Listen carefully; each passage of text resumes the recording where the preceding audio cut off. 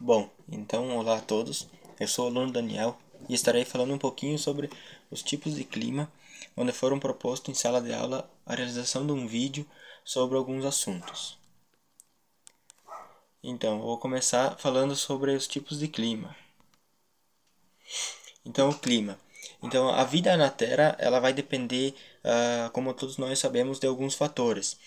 Entre eles, um que é muito importante é o clima, que ele vai ter uma influência na maneira como os seres vivos eles vão se comportar em diferentes regiões do planeta.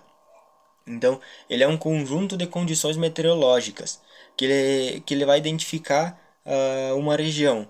Por exemplo, são características que vão definir um ambiente, como a temperatura das estações do ano, a quantidade de chuvas, ventos, algumas espécies de vegetação e até mesmo espécies animais.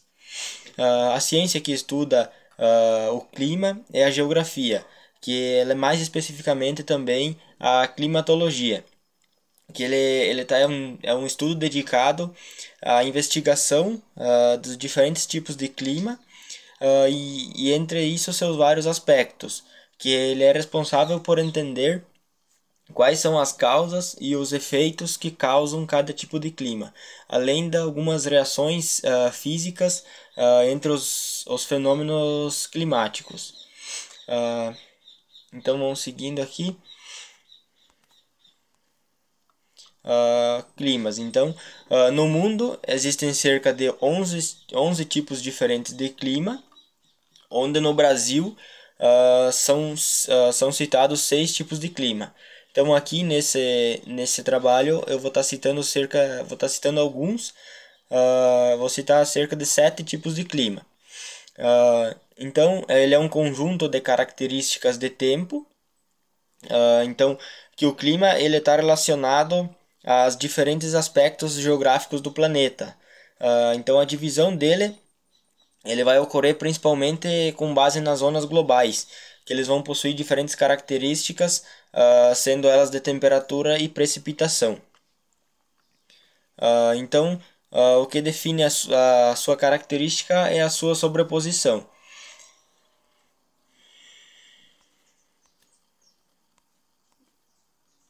Então, o clima equatorial. O clima equatorial ele foi registrado próximo à linha do Equador, então ele é registrado na faixa central do globo.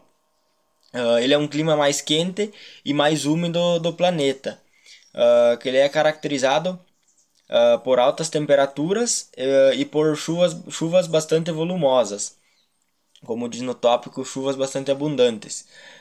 Nesse tipo de clima, ele é um registro de uma elevada umidade do ar e uma baixa amplitude térmica. E o clima equatorial ele é dividido em dois, é equatorial úmido e semiúmido. Onde é equatorial semiúmido ele é um tipo climático das zonas equatoriais um pouquinho mais seca, ou seja, ele é uma certa dualidade climática, ou seja, dualidade climática onde vai ter uma presença de precipitações apenas em uma parte do ano. E o clima equatorial úmido, ele é um tipo de clima que ele é fortemente marcado por uma ocorrência de precipitações ao longo de todo o período anual, e não havendo assim uma estação propriamente dita seca, por exemplo. Aí o clima tropical, ele ocorre próximo ao Trópico de Câncer e de Capricórnio, é na faixa intermediária do globo, onde ele se caracteriza por apresentar duas estações. Então ele possui duas estações bem definidas, que é uma estação mais quente e uma mais úmida. Uma mais quente e úmida, desculpa, e uma um pouquinho mais amena e seca.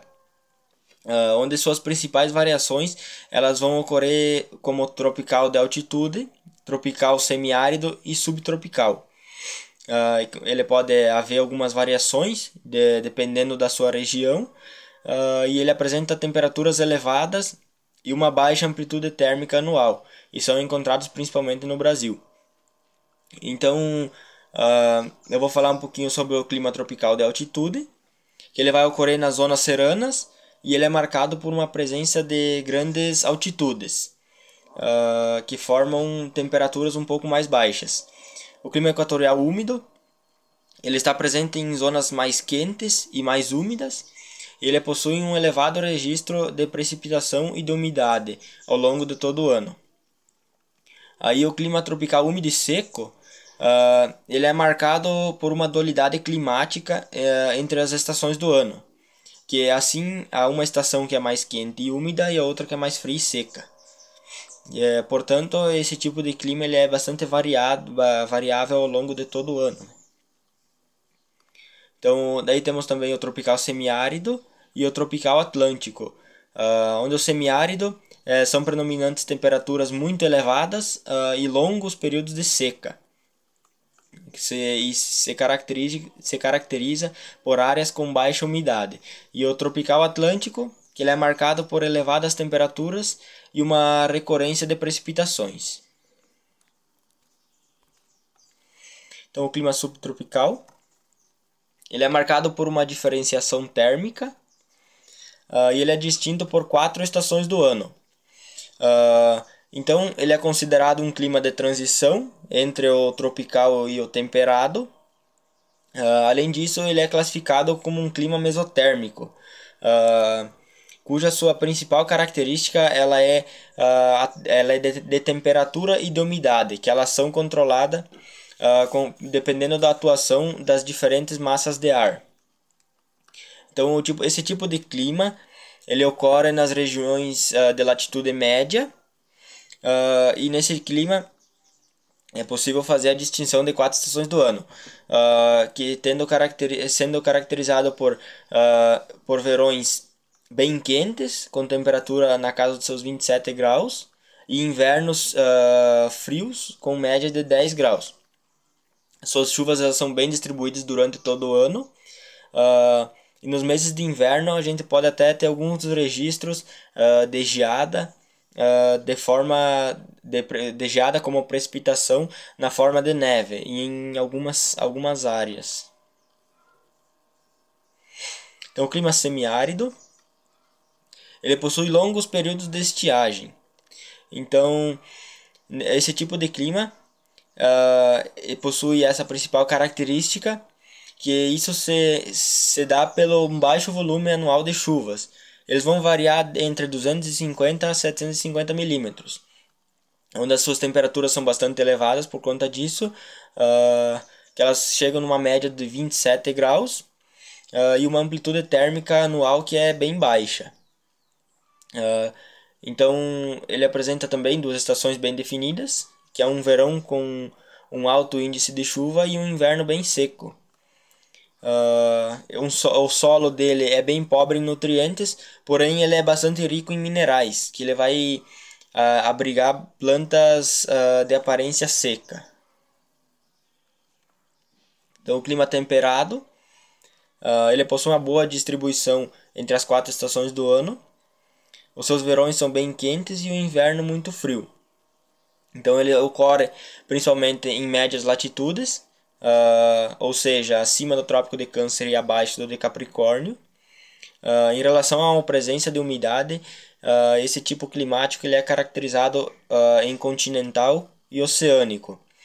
Ele tem como seu principal elemento uma visão bem definida sobre as 4 estações do ano, onde o verão ele possui temperaturas um pouco mais elevadas e o inverno com temperaturas um pouco mais baixas, além da presença de um outono e da primavera como estações de transição. Então, o que são estações de transição? Ele é um período no ano no qual as temperaturas elas começam a cair, exceto nas regiões próximas à linha do Equador. Ele é classificado como continental e oceânico, onde o clima oceânico ele é caracterizado por uma forte influência de umidade, e a sua principal característica é a ocorrência de um grande volume de precipitações ao longo de todo o ano. E o temperado continental ele tem o seu principal aspecto é uma elevada amplitude térmica e uma presença de precipitações bem abaixo do nível do Oceânico. Então ele está distribuído no território brasileiro na sua porção sul, em São Paulo em alguma parte, no Paraná, em Santa Catarina e no Rio Grande do Sul. Então o clima mediterrâneo, ele é caracterizado por áreas que são banhadas pelo mar Mediterrâneo. Ele ocorre em áreas de média latitude. A distribuição é entre duas estações no ano. A amplitude térmica anual é baixa e as temperaturas são médias. Então, os verões eles são bem quentes e no inverno as temperaturas são amenas, ficando na faixa dos 15 graus. Nesse tipo de clima, as plantas elas se desenvolvem com uma capacidade de sobreviver a verões longos e secos, como por exemplo pinheiros e carvalhos.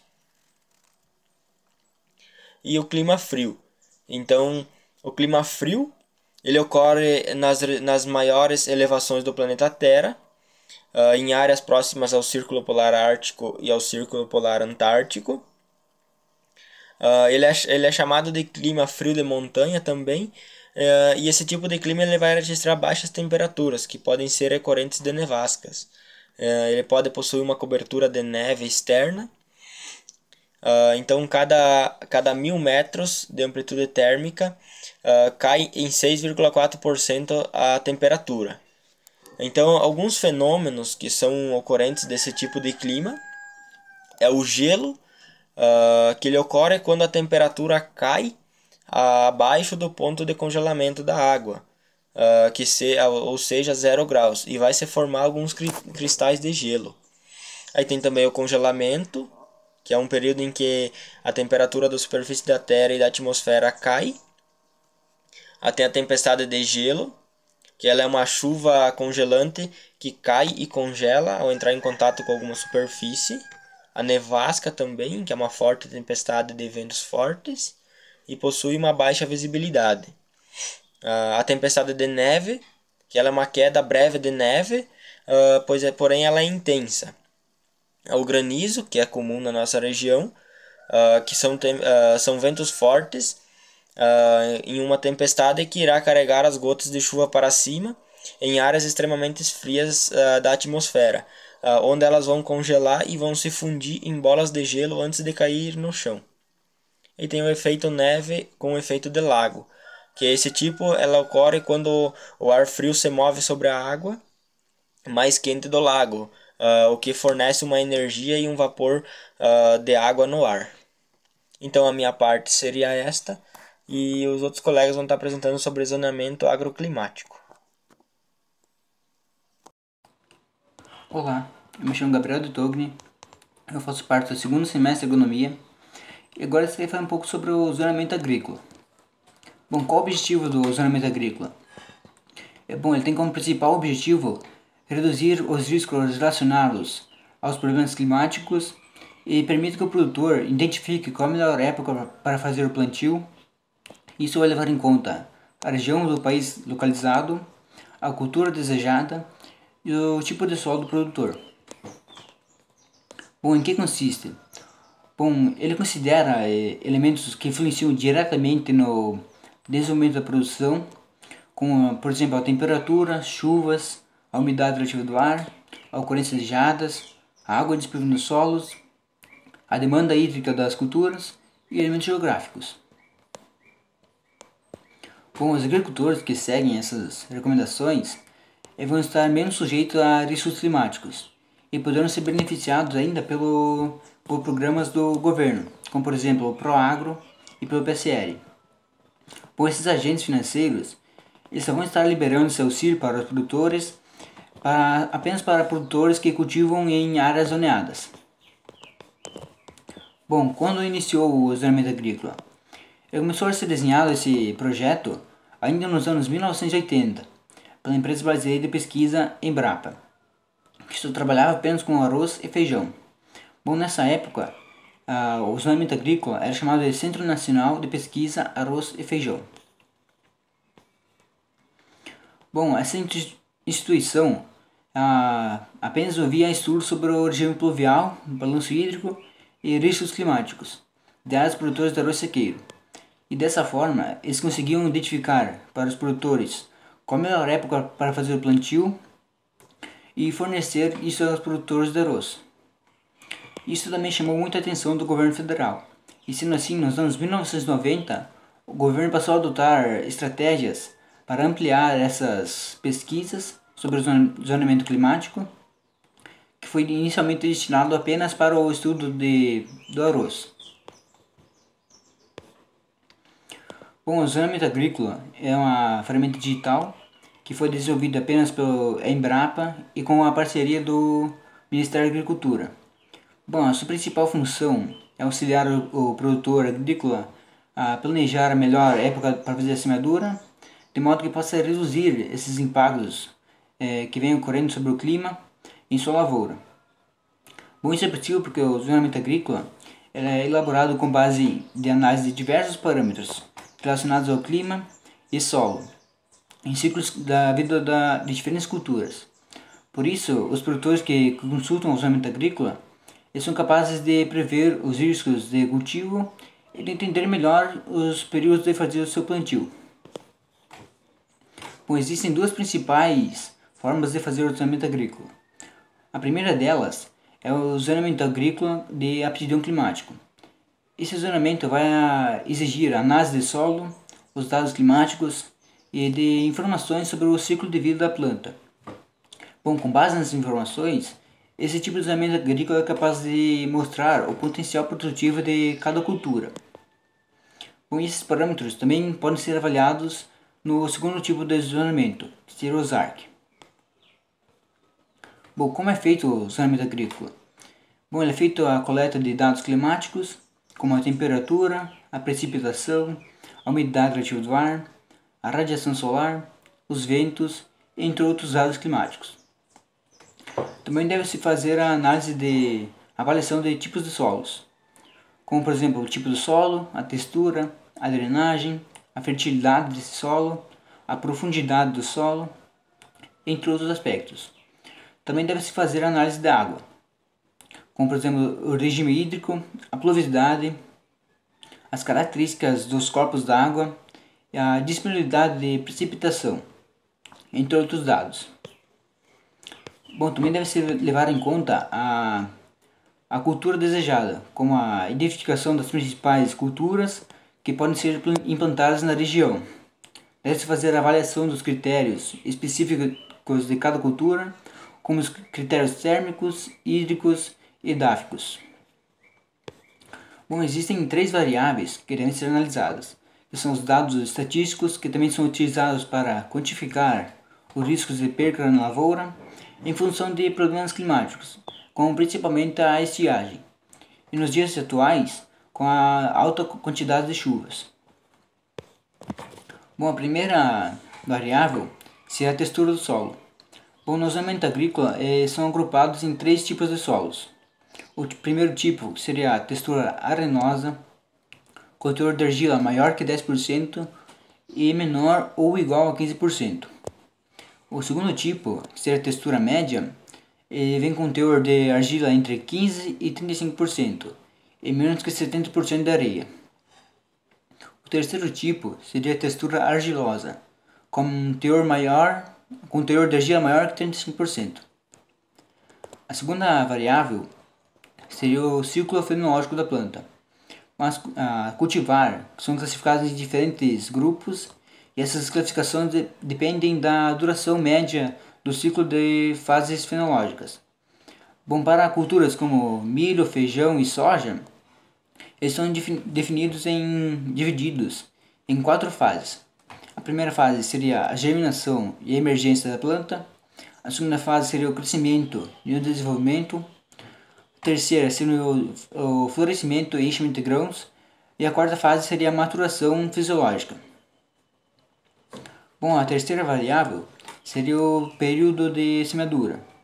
Bom, o calendário é apresentado em intervalos de 10 dias. O primeiro período representa os primeiros 10 dias do ano, como por exemplo de 1º de janeiro a 10 de janeiro. O segundo período representa os intervalos entre os dias 11 e 20 de janeiro. Sendo assim, O ano tem 36 períodos de 10 dias. Bom, existem portais que podem ser obtidos do zoneamento agrícola, como por exemplo o painel de indicação de riscos, o aplicativo ZARC, o plantio certo, portais de zoneamento agrícola por estado. Bom, os produtores rurais eles podem estar adquirindo esses sites por meio de tablets, smartphones e de formas mais práticas para as informações do zoneamento agrícola. Eles vão facilitar a orientação de quanto aos programas de política agrícola. Bom, no zoneamento agrícola existem algumas proibições. De acordo com o zoneamento agrícola, é proibido fazer o plantio de qualquer cultura em seguintes condições: em áreas de preservação permanente, em solos com profundidade inferior a 50 cm, solos com teor de argila inferior a 10% nos primeiros 50 cm do solo.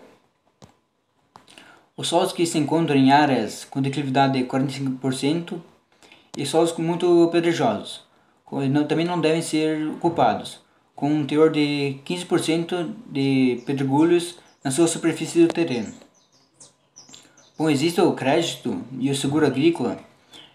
Esse crédito e seguro agrícola são algumas instituições financeiras que vão exigir o cumprimento das recomendações do zoneamento agrícola. Para se enquadrar no PROAGRO, por exemplo, ser o Programa de Garantia da Atividade Agropecuária, o PSR, que seria um programa de subvenção ao Prêmio de Seguro Rural. Com essas duas empresas, essas são políticas de seguro agrícola do governo federal. Bom, o zoneamento agrícola ele não tem como ter um melhor zoneamento agrícola que o outro. Por isso vai depender muito do tipo do clima, do tipo do solo, de todos os dados. Sendo assim, nunca vai ter um zoneamento melhor que o outro.